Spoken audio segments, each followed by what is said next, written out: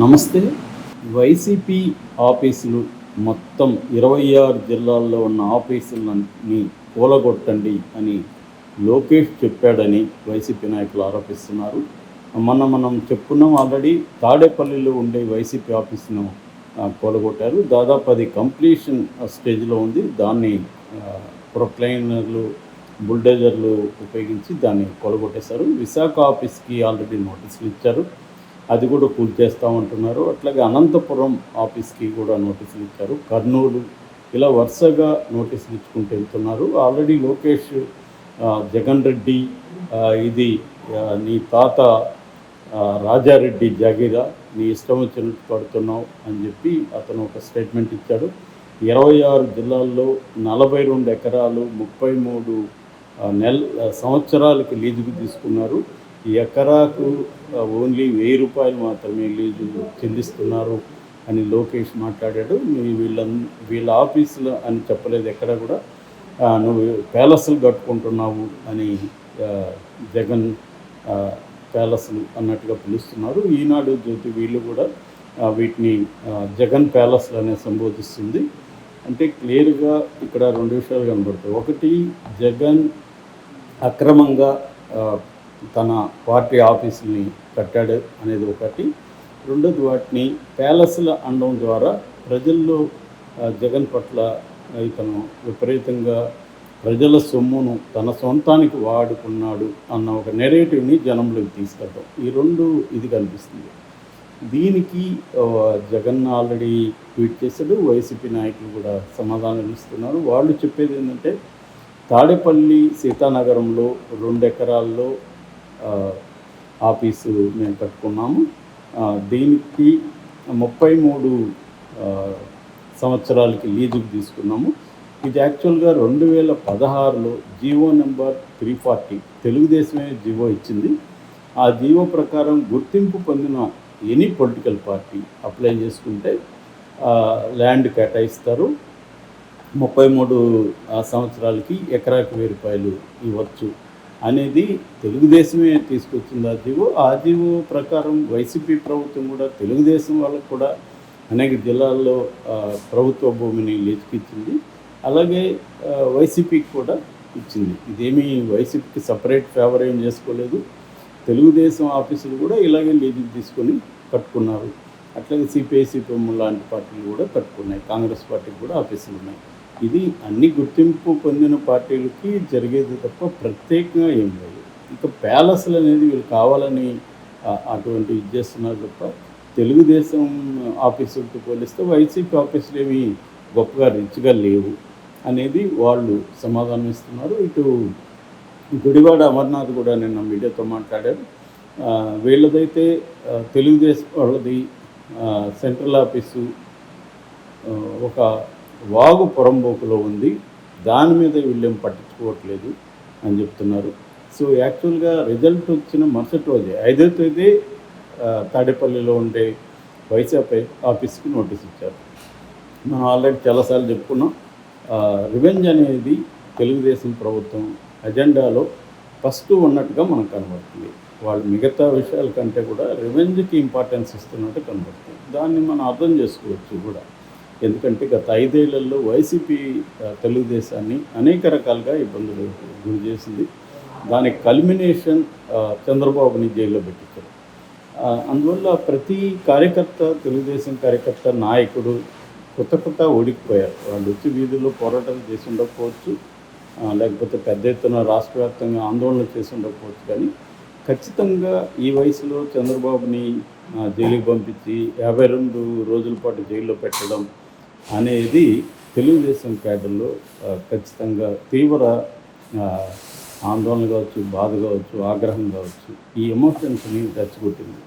అది no doubt. అలాగే ఓవరాల్గా జగన్ తెలుగుదేశం నాయకులు అనేక మందిని ఆర్థికంగా దెబ్బ తీశాడు.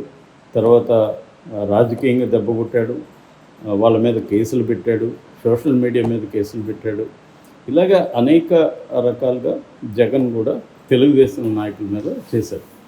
ఇప్పుడు వాటినన్నింటినీ అప్పట్లో ప్రజాస్వామ్యం లేదు, జగన్ అరాచక పాలన, సైకో పాలన ఇలాగంతా ఎక్స్పోజ్ చేసి ఇప్పుడు ముందే చెప్పారు కూడా, మేము వస్తే ఒక్కొక్కరు అంతు చూస్తాం అని అనేక చోట్ల అనౌన్స్ చేశారు. ఇంకా లోకేష్ అయితే రెడ్ బుక్ పెట్టుకొని, నేను రెడ్ బుక్లో రాసుకుంటున్నాను, నేను వచ్చిన తర్వాత ఒక్కొక్కరి అంతు చూస్తాను, వీడిని కడ్రాయి మీద నడిపిస్తాను, ఇంకో వీడిని మోకాళ్ళ మీద నడిపిస్తాను, ఇలాగ లోకేష్ కానీ పవన్ కళ్యాణ్ కానీ ఇటు చంద్రబాబు కానీ వీళ్ళందరూ కూడా స్టేట్మెంట్ ఓపెన్గానే ఇచ్చారు, ఏమీ వాళ్ళు దాచుకోలేదు.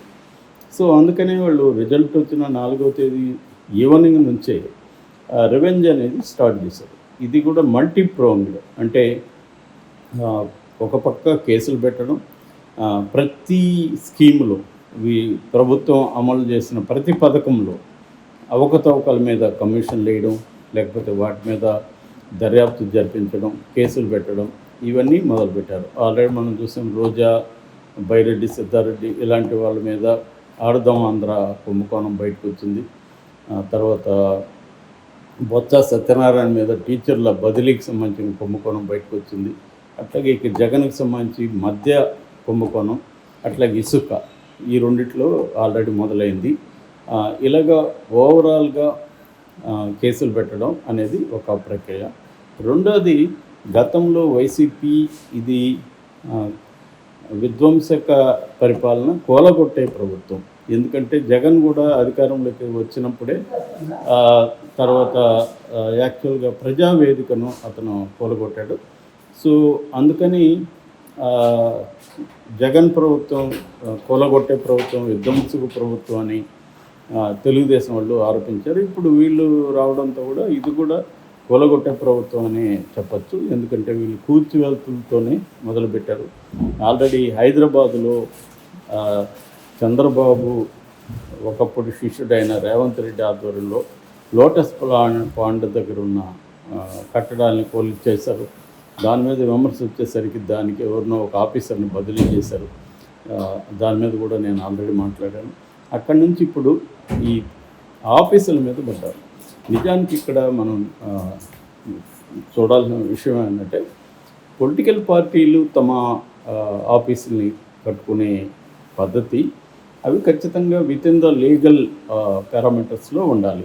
ఏ పొలిటికల్ పార్టీ అయినా లేనప్పుడు చర్య తీసుకోవడంలో తప్పు లేదు. కానీ ఇక్కడ వచ్చేసరికి తెలుగుదేశం ఆఫీసులు, సిపిఐ సిపిఎం ఆఫీసులు వీళ్ళది ఏమి టచ్ చేయకుండా ఓన్లీ వైసీపీ మాత్రమే ఇలా చేస్తుంది అని వరుసపెట్టి 26 జిల్లాల్లో మేము వైసీపీ ఆఫీసులను కూలగొట్టేస్తాం అన్నప్పుడు ఖచ్చితంగా ప్రజల్లో ఆల్రెడీ మాట్లాడుకుంటున్నారు. తెలుగుదేశం వాళ్ళు కూడా ఇదేంటి మొన్నటి వరకు వైసీపీని ఇలాగ విమర్శించి ఇప్పుడు అదే పని వీళ్ళు చేస్తున్నారు, తేడా ఏమి లేదు, అంటే పీపుల్ సెంట్రిక్ పరిపాలన అనేది వదిలేసి జగన్ చుట్టూనే మళ్ళీ రాజకీయం నడుస్తుంది అనేది మాట్లాడుకుంటున్నారు. ఈరోజు ఆంధ్రజ్యోతిలో రాధాకృష్ణ కూడా చాలా బ్యాలెన్స్గా రాశాడు కొత్త పలుకు.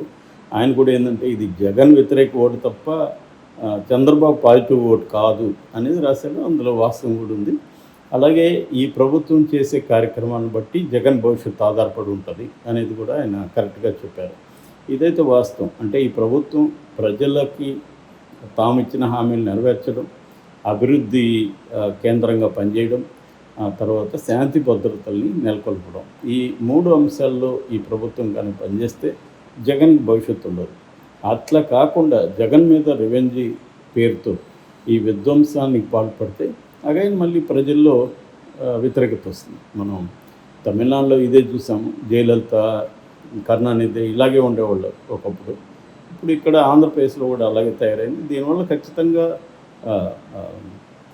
వాళ్ళు వైసీపీ వాళ్ళు సఫర్ అయితే అవుతారు, కానీ మామూలు పేద ప్రజలు ఖచ్చితంగా దీనివల్ల సఫర్ అవుతారు. ఇది చంద్రబాబు కూడా ఆలోచించాల్సిన అవసరం ఉంది. ఒక పక్క పవన్ కళ్యాణ్ చాలా నిర్మాణాత్మకంగా పనిచేయి మొదలుపెట్టాడు, కానీ ఇటువంటి విషయాలను ఆయన ఖండించట్లేదు. మేము ప్రతిపక్షంగా కూడా పనిచేస్తాం అంటున్నాడు పవన్ కళ్యాణ్. మరి ప్రతిపక్షంగా ఉన్నప్పుడు అధికార పక్షం ఇటువంటి కార్యక్రమాలు చేస్తున్నప్పుడు తను కంట్రోల్ చేయాల్సిన అవసరం ఉంది. మరి ఇది ఎక్కడికి దారితీస్తుంది అనేది మనం చూడాలి. Thank you.